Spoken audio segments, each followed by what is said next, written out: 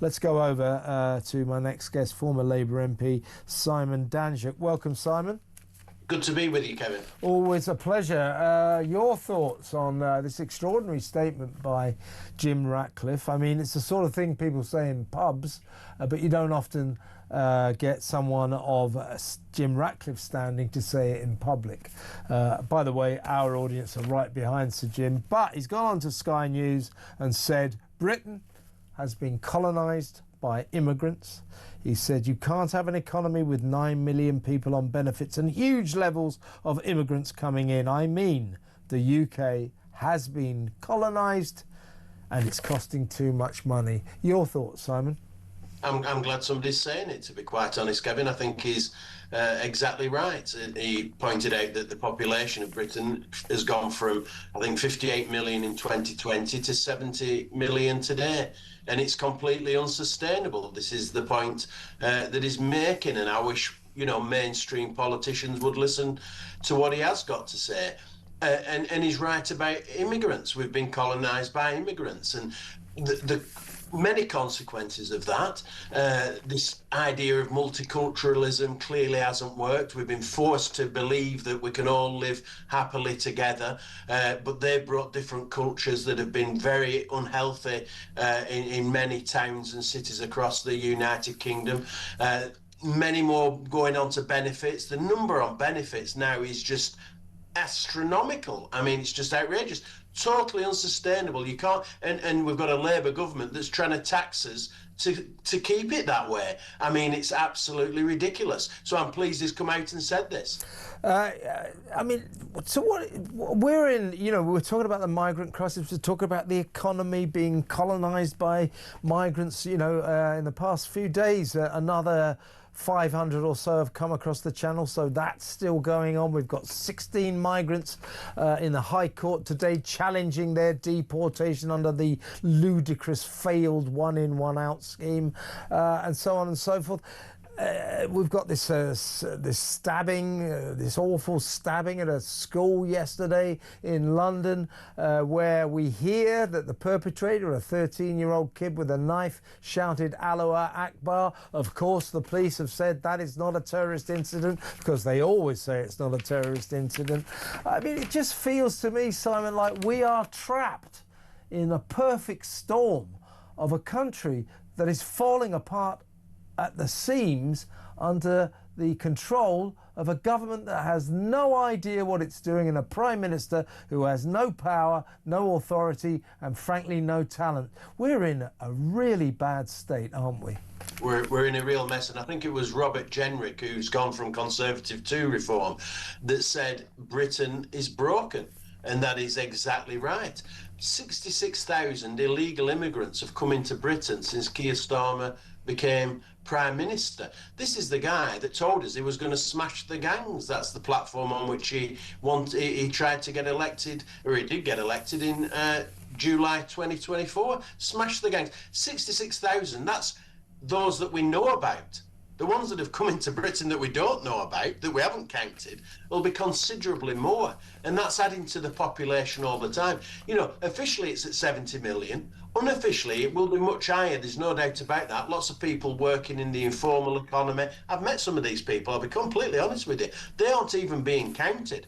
And it's just not sustainable. And you're right, we're in a really bad situation. The good news, if we're to take any good news from any of this, it is pretty dark at the moment. Yeah, please tell me, what have you got? Well, the good news is that from a political perspective, for the first time in my lifetime, I've been in politics nearly 40 years, but we are now coming up with some dramatic solutions that would never have got the light of day at one time. So politicians talking about deportations.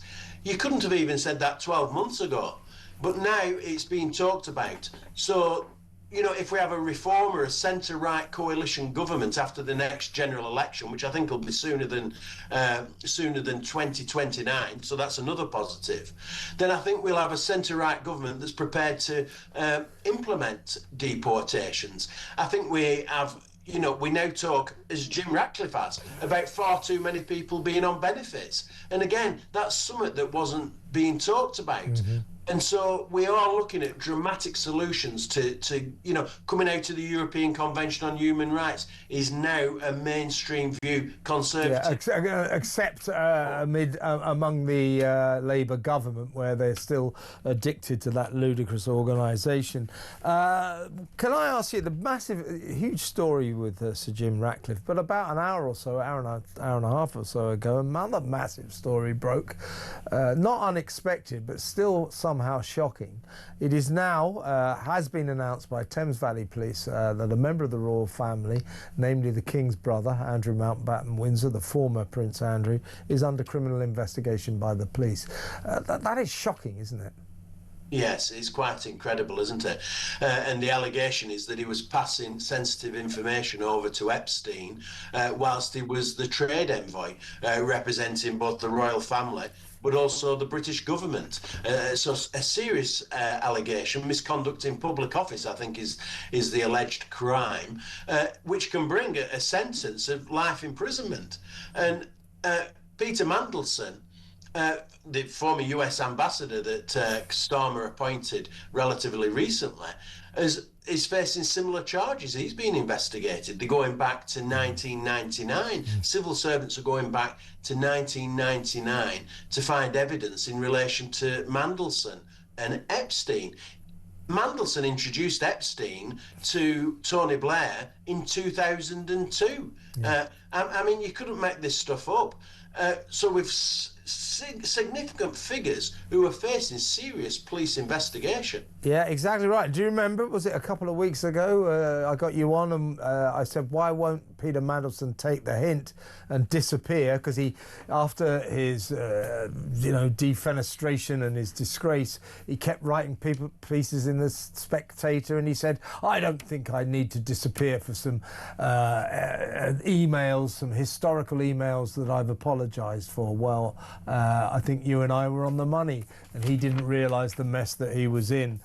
So here's to us on that one, Simon. Now, the Prime Minister today, in a desperate lurch to the left, desperately trying to hang on to his job, has been droning on about being in charge of a working class cabinet.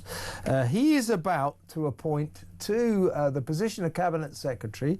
I think it's great news. It's going to be the first, if this does come off, but we understand it will happen, it's going to be the first female Cabinet Secretary. That's a very good thing.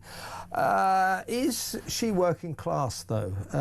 She went to Westminster Public School. She went to Brasenose College, Oxford. She also went to Columbia University in New York, and she studied at the London School of Economics. Her full name is Antonia Rebecca Caroline Angerard Catherine Romeo. Salt of the earth, really working class, eh? Well, I tell you, Starmer has lost control of the government. I mean, it couldn't get any worse than this. He's lost Morgan McSweeney, who actually encouraged him to tack slightly to the centre or to the right. But now he's gone. That's not happening. He's lost Tim Allen, the Director of Communications. He's his fourth Director of Communications he's lost in 18 months. And then he's sacked Chris Wormold, the Cabinet Secretary, as you say, the head of the civil service, after only 12 months. And apparently Chris Wormold didn't learn that he was being sacked until he read it in the papers. The Prime Minister hadn't even had the decency to tell him in advance. And now the intention is to appoint the head of the permanent secretary of the Home Office, as you say, Antonia Romeo. She was a diversity champion. He is appointing somebody from the Home Office that has totally failed to address illegal immigration. Why would you want her as the head of the head of the civil service? I mean, it's a stupid appointment yet again by Keir Starmer. His judgment is just called into question at every occasion. And it's also classic Westminster, isn't it? He's trying to say, I'm a new broom, I've got a working class administration. She's just another one of the Westminster gang, isn't she? Public school and Oxford. I mean, when is this going to stop? Well, and Starmer plays this game. The idea that he's from a working class background is for the birds, I've got to tell you. You know, he's from a very comfy middle class background. That's the reality of it. But you're right about him having to tack to the left. He's lost control of his government, and he's having a pressure applied. He nearly lost his job on Monday afternoon, and he managed to hang on. Straight out of the traps on Tuesday morning, Ed Miliband's doing the media round saying we have to tack to the left. We need more net zero. He had Angela Rayner saying we have to tack to the left. We have to give votes to 16-year-olds. This is all on Tuesday. We had Andy Burnham Tuesday afternoon down in London saying we have to abolish the House of Lords. You know, we have to build more council housing. We have to tack to the left. He's all over the place, and he's having pressure applied to him. This is not how we do. This is not how we should be doing government in Britain at this time. And of course, we've got the Mandelson saga. You know, a senior government official, in fact, our top diplomat, our man in Washington, the ambassador to the United States of America, turns out to have a long and sordid connection to a convicted paedophile. And only in the last couple of days we've learned that one of Keir Starmer's many communications chiefs, heads of communication, a guy called Matthew Doyle, who of course, as he came to the end of his useless tenure, was elevated, given a peerage. Well, it turns out that he maintained a friendship relationship with a man who'd been charged with paedophile child sex abuse offences, a counsellor. He campaigned on the part of this guy. The guy's since been convicted. Keir Starmer says, oh, well, I've taken the Labour whip away from him in the House of Lords. He hasn't even arrived in the House of Lords yet. He's taken the Labour whip, and we are being told by number 10 Downing Street, well, yeah, well, we can't take the peerage away from him because it just is impossible now because the process has gone too far. Jack Elson, the political editor of The Sun, has 100% established that they could take this peerage away from him right now. Why aren't they doing it, Simon? Oh, exactly. This is a real controversy. Kemi Badenoch challenged Keir Starmer about this at Prime Minister's questions this afternoon, and quite rightly so. And if you look at the timeline, Starmer is claiming that he didn't know, or that Matthew Doyle hadn't told him about his relationship with this paedophile. If that sounds familiar, it's exactly what he said about Mandelson and Epstein. We see a pattern emerging here, can't we? Unbelievable. I mean, Labour, you know, the general public believe Labour have got a paedophile problem. I mean, that's the reality of it. That's the perception. They're getting almost as bad as the BBC, aren't they? Oh, yeah, no, absolutely. Two institutions that have some similarities. But if you look at the timeline, Starmer could, and Jack Elson's right, your political editor at The Sun, is right. The Sunday Times revealed this unhealthy relationship between Matt Doyle and the paedophile in December. I remember, yeah. Yeah, and it all exploded in the news. Starmer would have seen that. There's no doubt about that whatsoever. And before the official appointment of Matt Doyle into the Lords, which was early January, he could have intervened and stopped the appointment from going ahead, but he chose not to. Yeah. And this is a significant problem for Starmer. He's been found wanting again on this. The only good news he has is that Parliament rises tomorrow for a short recess, which might take the pressure off him. And those around him will probably let him run until the May local elections. But the guy is completely finished. Oh, he's finished. His judgment is absolutely hopeless. Hang fire there a second, Simon, because we'll have a listen to the Prime Minister talking about his old mate, Matthew Doyle, the pedo's pal. Mr. Speaker, Matthew Doyle did not give a full account of his actions. And on Monday, I promised my party and my country there would be change. And yesterday, I removed the whip from Matthew Doyle.